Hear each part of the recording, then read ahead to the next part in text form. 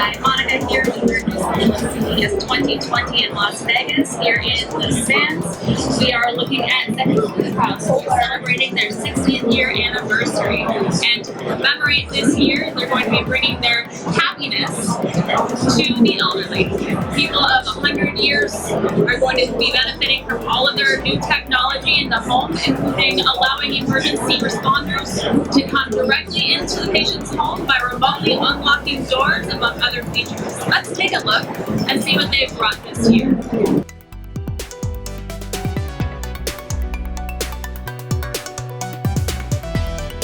There are many techniques, but I want to pick up first advanced wire sensors, so like MIMO sensor or MIMO radar, we can say. So MIMO is multiple input and multiple output. So it means we can use multiple transmitter and receiver antennas.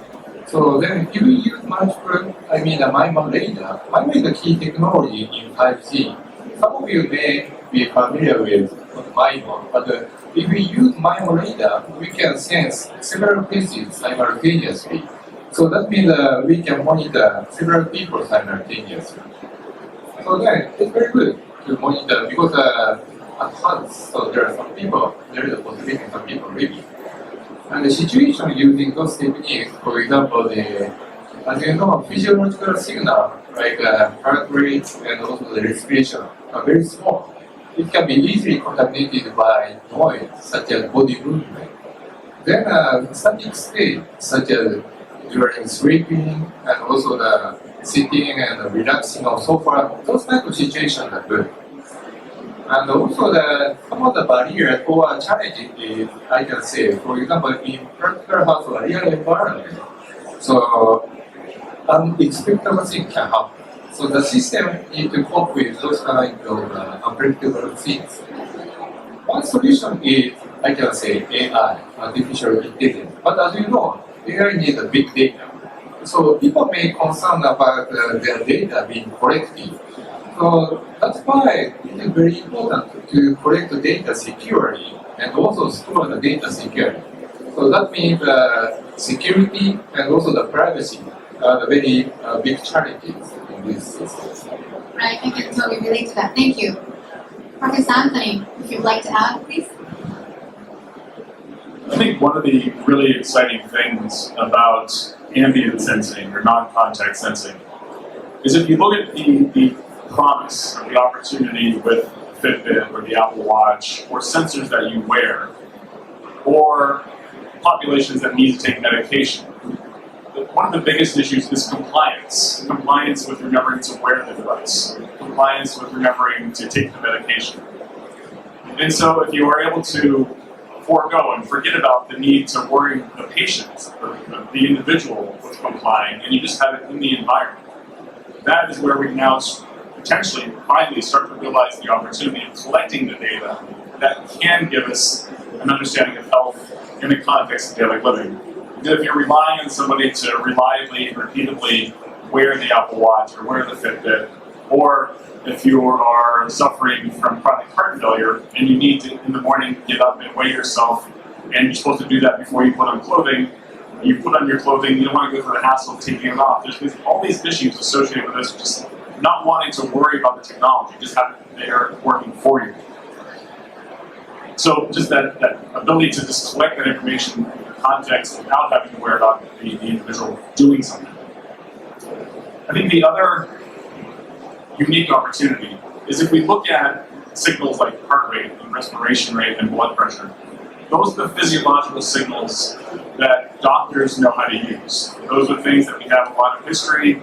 You collect those things when you go to the hospital, they measure, they make a decision based on that episodic measurement. But there are other signals that you can collect in the context of the home.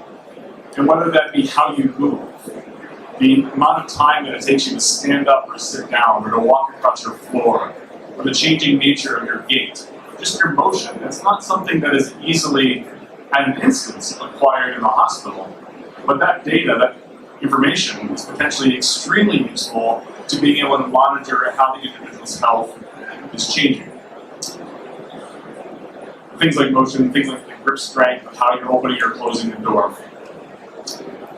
I think the other thing we have to figure out in the health and wellness ecosystem is once we're able to collect all this data ambiently in a very robust way, we have new physiological signals, who's going to use that data? Or who's going to use the information that we get from the data? We can't give raw data to the doctor. We have to give them actionable information. And we also have to make sure that the healthcare ecosystem, if we're going to make interventional decisions or medication decisions, that there's a mechanism for the doctor to get paid to review that information, to review that thing that we required. And so the doctor needs to figure out what's that billing code, and the payer, the insurance companies, whether they be a national system or individual systems, have to figure out the mechanisms to allow the medical professionals to be able to get compensated for helping to understand the data, not just the data, but the information that you require. Well, thank you. So what are the emerging technologies and techniques that we should be looking out for? And what kind of technological innovations that we can expect? And also we'd like to hear from you, what are the specific areas that you're excited about? Would you like to start? Professor Otsuki, please.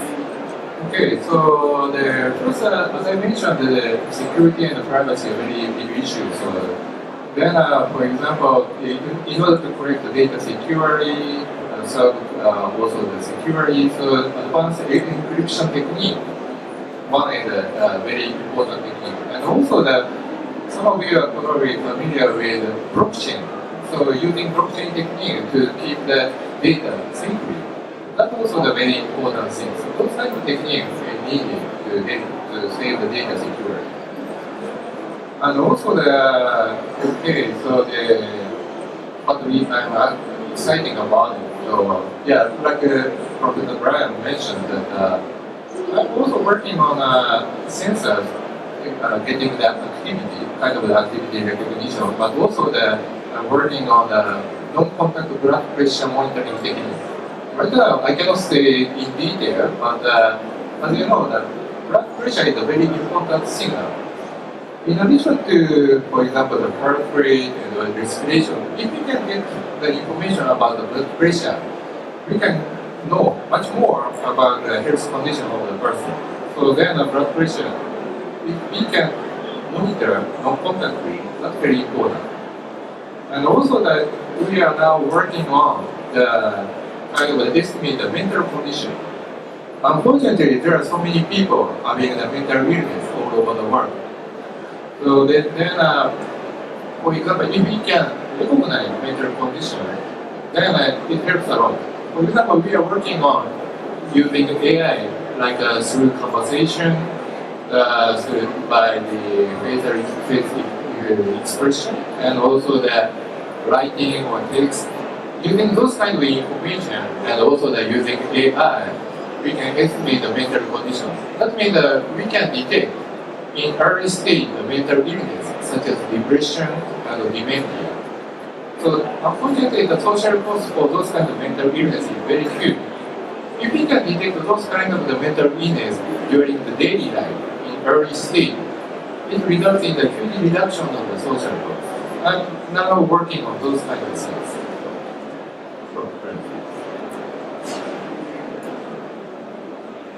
If we take a step back and look at all the technologies or the opportunity, it's getting technology out of the hospital into the clinic, out of the clinic into the home. And the technologies that we can push along that pipe include physiological monitoring, but maybe they also include imaging. Now, you're not going to put an X-ray system, you're not going to put an MR system into the home. I've been doing a lot of work over a decade in ultrasound and how to improve the usability and diagnostic capabilities of freehand ultrasound. Ultrasound being fundamentally safe, non-ionizing. It's the quick look that a doctor can get to look into the body. The big downside on ultrasound is it suffers from variability associated with how the doctor places the probe on the body and how they orient it, where they're imaging the body. One area that I'm really excited by is now taking a dramatic leap away from doing contact ultrasound based on a probe, and still visions of getting those probes into the home where patients can use them, individuals can use them. We had a paper last month in Nature that was the first completely non-contact ultrasound. We use a laser, a pulsed laser, that shines on the human body. At the skin surface, that light very locally heats up the skin and creates a thermoelastic pulse. That pulse is sound. It propagates into the body, bounces off the tissue, and then that sound comes back up to the skin surface. And then we use a continuous laser as an interferometer to detect the vibrations of the skin. In this way, we have been able to do ultrasound imaging from a meter distance with no contact of the individual. So as we think about the other physiological things that you can be measuring in the context of the home, it not only includes the vital signs, the blood pressure, the other physiological signals like motion, but now the opportunity to peer deep inside the body, to monitor tissue state, to monitor perfusion, to monitor the elasticity and the internal health for healing and other needs of not just seeing what's happening from the outside, but seeing deep what's happening on the inside of the body. Thank you, that's very encouraging. So that all seemed really amazing. So the people of 100 years age will be benefiting tremendously from this technology. If you have a loved one that is getting up and getting the years, it's been more and more difficult for them to be able to get around, or they need constant monitoring to make sure that they're healthy and safe. You can rest assured that the products and services of Sekisui House is here to make their home a happy one and to make sure that your loved ones are cared for the way that they should be. Make sure that you like, subscribe, and share the content. Hit the little bell. If you ring it, you get notified of all future content of CES this year.